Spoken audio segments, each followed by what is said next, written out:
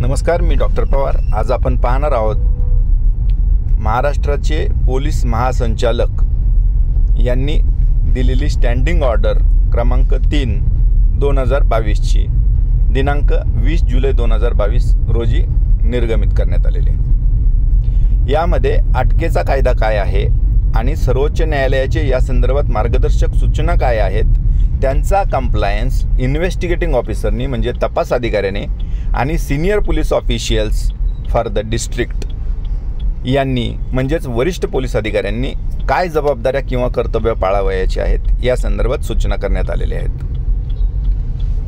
सदर स्टँडिंग ऑर्डरमध्ये 4 सुप्रीम कोर्टाच्या महत्त्वपूर्ण निर्णयांचा आधार घेण्यात आलेला आहे। त्यापैकी एक म्हणजे Arnesh Kumar versus state of Bihar. ही 2014 ची केस असून यामध्ये 8 मार्गदर्शक सूचना सुप्रीम कोर्टाने त्या ठिकाणी घालून दिलेल्या आहेत। दुसरं जजमेंट आहे Amandeep Singh Johar state of NCT of Delhi आणि याच्यामध्ये 41(ब) आणि 60(अ) या संदर्भात आणि जे 41(अ) अर्नेश कुमारनुसार जे ॲड झालेलं सेक्शन आहे यानुसार की प्रोसिजर ऑफ इश्युअन्स ऑफ नोटीस किंवा order by police officer under section 41A याच्या संदर्भात माहिती दिलेली आहे। त्यानंतर तिसरं जजमेंट आहे Satyendra Kumar until versus CBI।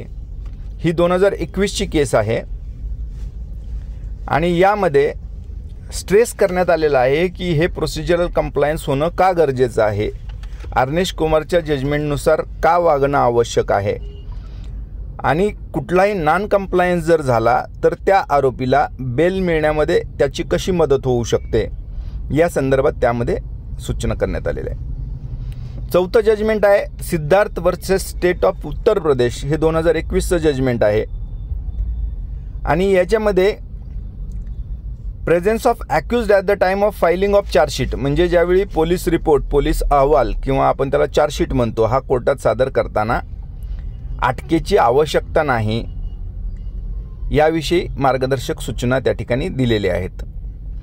Police station in-charge आणि तपास अधिकारी यांना 1 ते 7 क्रमांकाच्या सूचना करण्यात आलेल्या आहेत आणि त्यामध्ये अटक आवश्यक असेल तरच अटक करावी, अटक करतानाची प्रक्रिया कशी पाळावी, 41(अ) 41(ब) आणि 60(अ) यांचा काय त्याच्याशी रोल आहे किंवा त्यामध्ये काय प्रोसिजर्स घालून दिलेल्या आहेत त्या कशा पाळल्या गेल्या पाहिजे याविषयी सूचना पोलीस स्टेशन इन्चार्ज आणि इन्व्हेस्टिगेटिंग ऑफिसरला तर करण्यात आल्याच, परंतु त्यामध्ये कमिशनर ऑफ पोलीस आणि सुप्रिटेंडेंट ऑफ पोलीस किंवा SDPO जे सब डिव्हिजनल पोलीस ऑफिसर्स असतात त्यांना देखील या सगळ्या सूचना त्यांच्या कनिष्ठ अधिकाऱ्यांकडून पाळण्यात येत आहेत की नाही आहेत याच्या संदर्भात त्यांना कम्युनिकेशन करणं, त्यांच्यावर वॉच ठेवणं आणि करत नसतील तर त्यांच्यावरती कारवाया करणं या संदर्भात सूचना त्या ठिकाणी देण्यात आलेल्या आहेत। तर कोणत्याही केसमध्ये FIR दाखल झाली म्हणजे अटकच होणार असे काही नाही।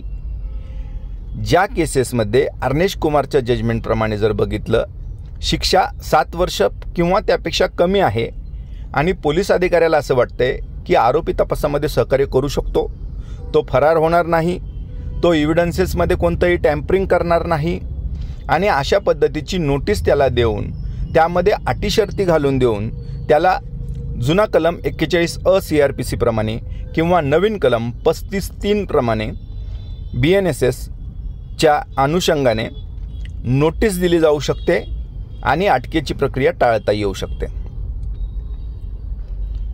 धन्यवाद।